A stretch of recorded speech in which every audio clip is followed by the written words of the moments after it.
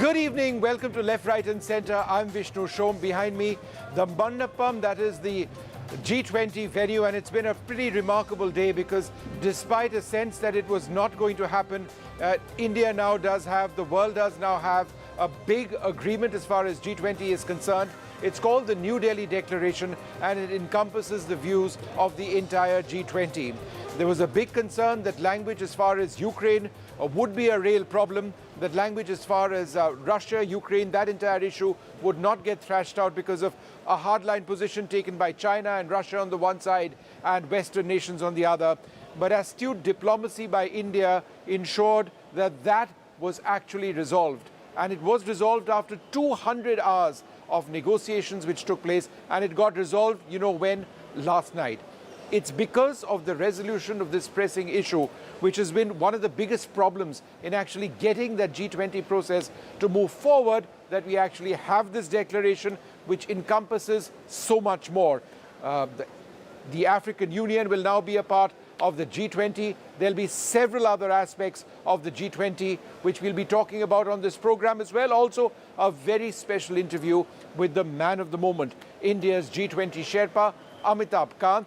But first, let's bring you a couple of important details of a few major developments other than this point on Ukraine at G20 this time.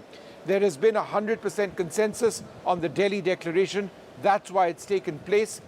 As far as Ukraine is concerned, India making it clear, the world making it clear, today's era must not be of war.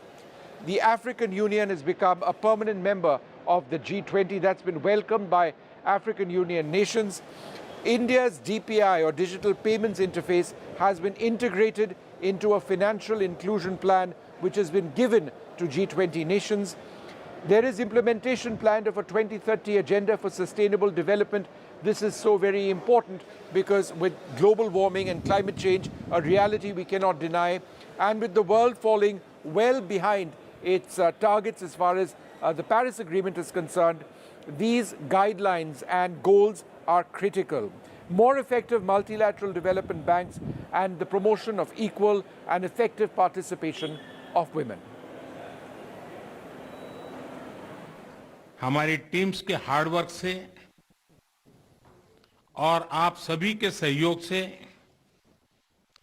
नई Delhi G20 leaders summit declaration पर सहमति बनी है। मेरा प्रस्ताव है कि इस लीडर्स डिक्लेरेशन को भी एडॉप्ट किया जाए। मैं इस डिक्लेरेशन को एडॉप्ट करने की घोषणा करता हूं। A big bang announcement at the mega G20 summit. A consensus on Delhi Declaration announced by the Prime Minister. A big diplomatic breakthrough. A demonstration of India's leadership in the world today.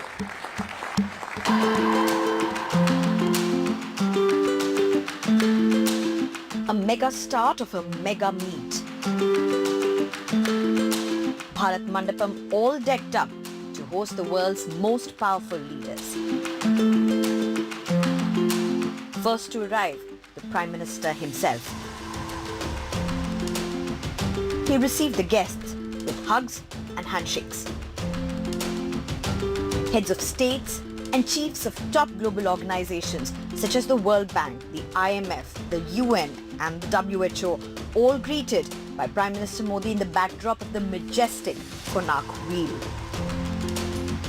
Prime Minister Modi took a moment to explain its significance to US President Joe Biden. Built in the 13th century, the 24-spoke wheel embodies India's ancient wisdom, advanced civilization and architectural excellence. The rotating motion of the Konark Wheel symbolizes time and continuous change. It serves as a powerful symbol of the wheel of democracy that reflects the resilience of democratic ideals and commitment to progress in society.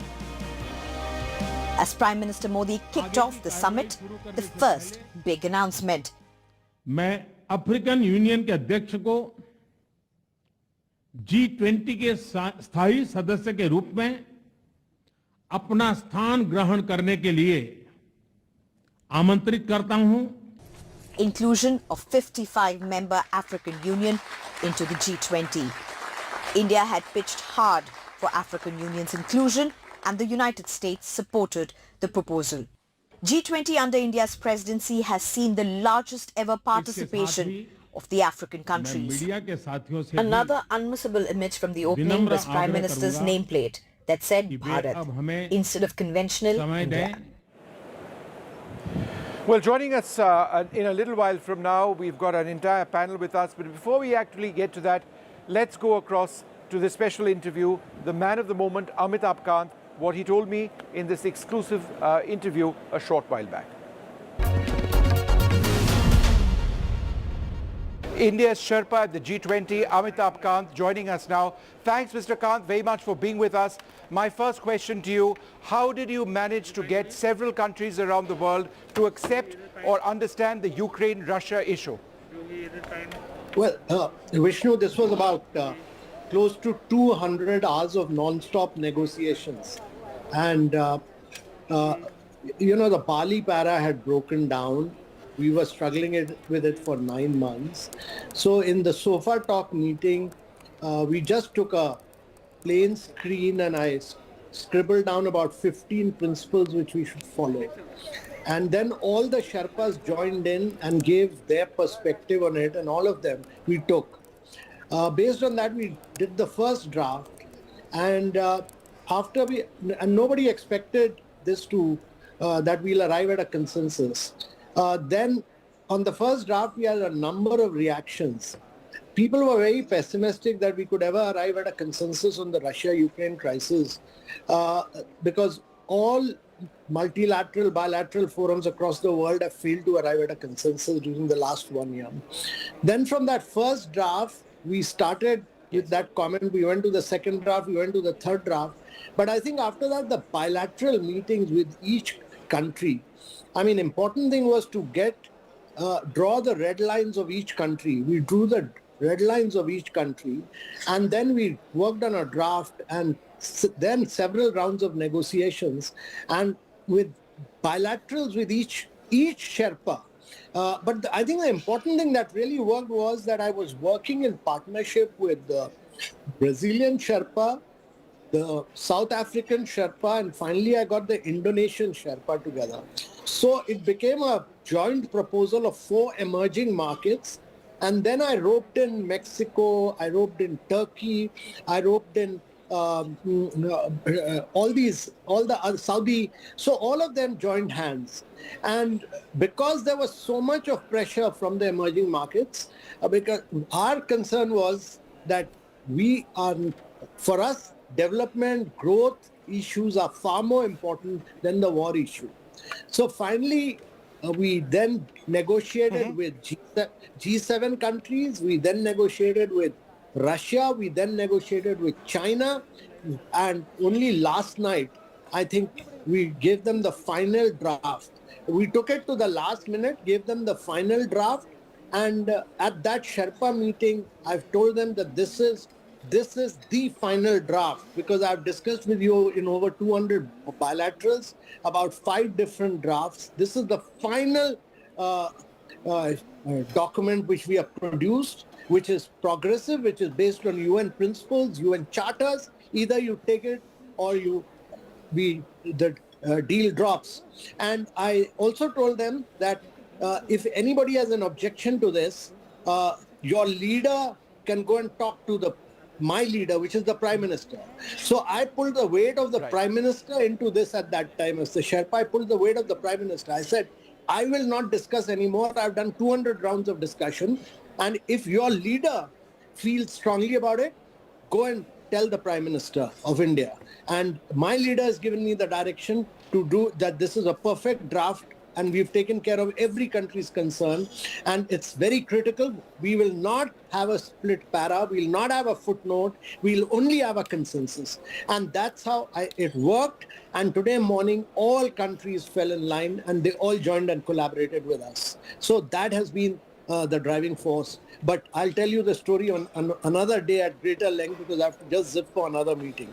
No, one second. I have another question to ask you, but you've also achieved something very important. You have ensured that Russian food exports will be promoted. In a sense, if the word Russia was included in the document, then Russia would not have signed on. But there's an incentive for Russia in this particular context, and it's a win-win for all sides. That's my interpretation. Is that correct? The important thing to understand is that while we are not condemning or deploring anything, we are forcing everybody to go down to the UN principles, UN charters.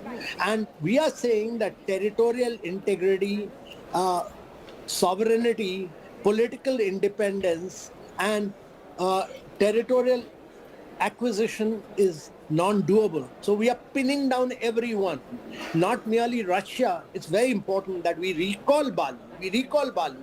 And then we pin down everybody on this. All right, so Amitabh Kant speaking to me earlier on today. We'll be speaking a lot more to Mr. Kant to get many more of the real details because it would have been a fairly tense affair. Joining us now, Jayant Sinha, Richard Rosso, Ashok Malik, Ambassador Ashok Mukherjee also with us, and Meera Shankar, the former ambassador of India to the US. Thank you all very much for being with us. Mr. Rosso, let me come to you first. Did you seriously expect this to go through without a footnote or without a split agreement? I'm surprised, but I think once again, we understand that the fact that India maintains cordial relations with many countries, sometimes here in Washington, that kind of confounds us after Russia's invasion. But here's moments where you find it to be a superpower. India is able to bridge divides that most other countries aren't able to do. And I think the world's going to welcome the fact that we got something that was so concrete and forward-leaning. So congratulations, I think, on a job well done on a very tough set of negotiations. How is it not interesting, Mr. Rosso, that the language used in the agreement actually meets the requirements of a country like the United States, which is leading the fight in a sense, along with Ukraine, against Russia?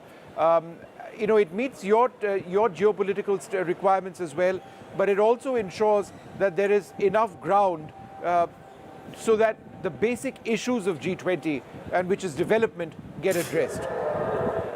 Well, I think if the United States administration had the pen on its own, there probably would have been language a little bit more biting and maybe pushing harder for direct sanctions, things like that. But I think, we'll continue to work those channels outside the G20 and be satisfied with the fact that, such a wide range of countries were able to come to some level of concrete agreement on language. So it meets maybe minimum standards, but we'll continue to work our interest through other forums, including direct support, of course, to Ukraine to hold off this aggressive act. Yep. Ashok Malik, is this in a sense a coming of age of India as a diplomatic power? We are very much an economic power, the fifth largest in the world now, likely becoming third in a couple of years. But with that economic strength, is there a greater recognition of what Indian diplomacy can achieve?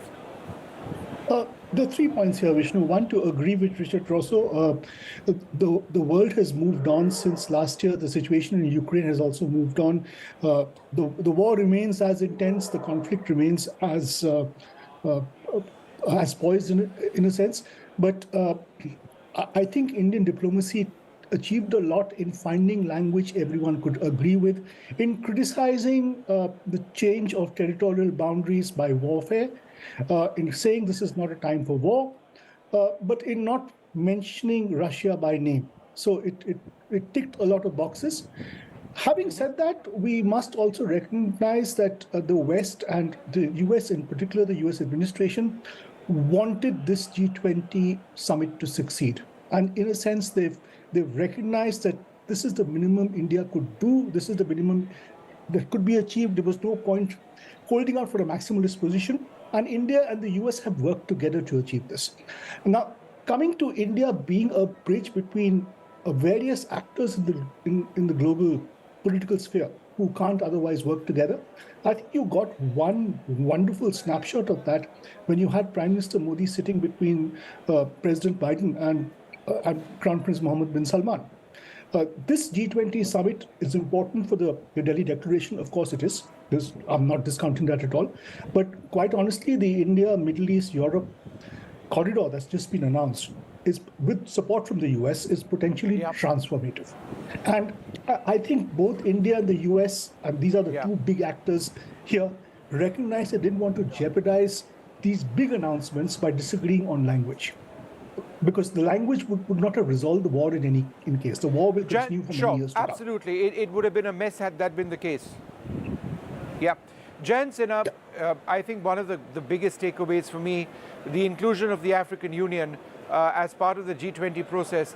Now that's wonderful for a billion plus in the continent of Africa, because it operates at so many levels.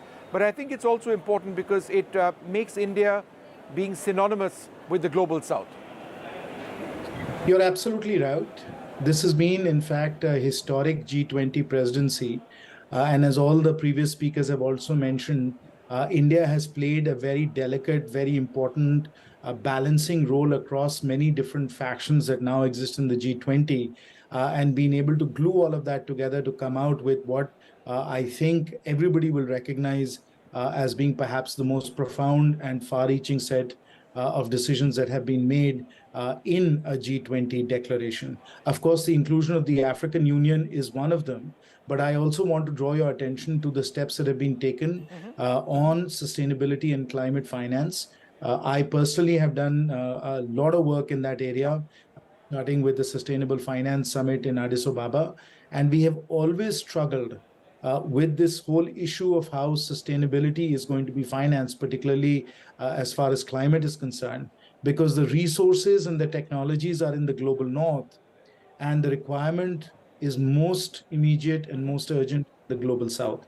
So unless we forge the right agreements, unless we have the right institutions like the multilateral development banks primed and ready to provide that financial support for sustainability, we are going to be looking at some very, very perilous changes to our climate and to inclusive growth. So what has been accomplished in terms of multilateral development bank reform, the decision to triple their agenda, as the Honorable Finance Minister announced, to increase financing capacity by $200 billion, all in support of global public goods and sustainability, is also, I think, a landmark achievement for this G20 summit. Yeah.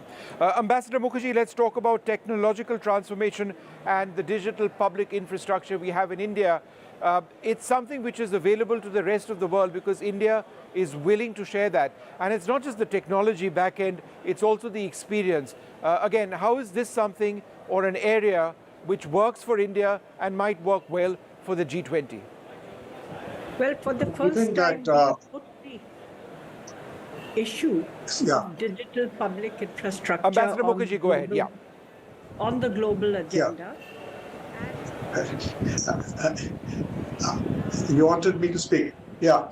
Well, I think that this dimension of digital technology and the application of digital technology for development has actually converged two processes. The first is what started in 2015 with the Digital India platforms and the constant references to how we were applying digital technologies for empowerment as well as for development in India. And when the Prime Minister addressed the 75th anniversary of the Economic and Social Council in 2020, I think that was one of the first multilateral platforms on which this story of India came into the multilateral domain and became a point of reference. And since 2020 till today, till the G20 summit declaration today, this has been a process of not only speaking of what we have done in India, but also sharing what we have done in India with other countries, especially of the global south, but also countries which are themselves industrialized countries. And the key calling cards in this have been the UPI, have been the transactions. Each G20 delegate has been given a digital wallet to test out what we are talking about. So we are walking the talk.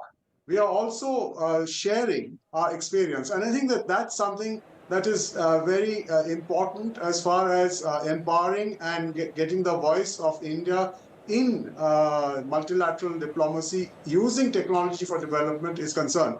So this is a major outcome, as I see it, of the summit.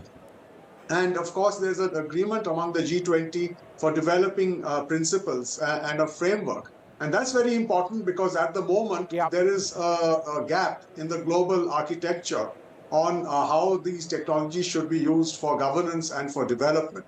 And while we are still far away from an international convention. And that's a gap that needs to be understood and filled. I take that point. I just wanted to keep the strike rotating. I'm running short on time. Ambassador Meera Shankar, it's interesting that India also managed to work with China, and it has to be said, China, contrary to what many thought, did not play the role of spoiler this time around. They actually went around with all of the agreements because they are a key part of G20. They've accepted the G20 text, which was given by India, and so they want a spoiler. And, you know, it's a positive sign. It's a positive signal.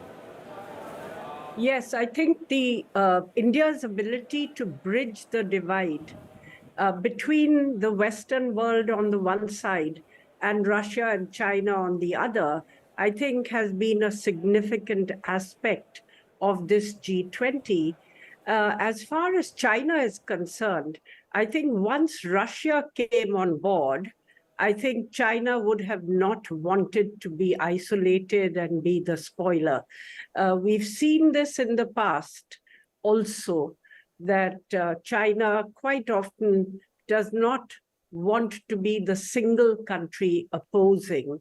And as I said, once Russia came on board, China was basically supporting the Russian position, so they also supported the consensus. The other significant aspect is the coming together of developing and developed countries. So these are the two divides which India has helped to bridge, because you have a very substantive agenda in this G20 of the developing world. I think one of the significant things is how to accelerate funding for both the Sustainable Development Goals and climate finance. And in this process, you need reformed multilateral lending institutions, which are bigger, better, and more effective, as the finance minister said. The endorsement of revised capital adequacy norms recommended by the independent expert group would release $200 billion additional dollars of funding for the World Bank. But also the question remains of how they can leverage capital markets to again augment the capital which is available for development. On climate, there was very substantive movement with agreement to reduce greenhouse gases by 43% by 2030 and a doubling of capital finance, of climate finance for the adaptation process to climate change. So again, a significant... And there are lots of key points over there which we need to get into as well.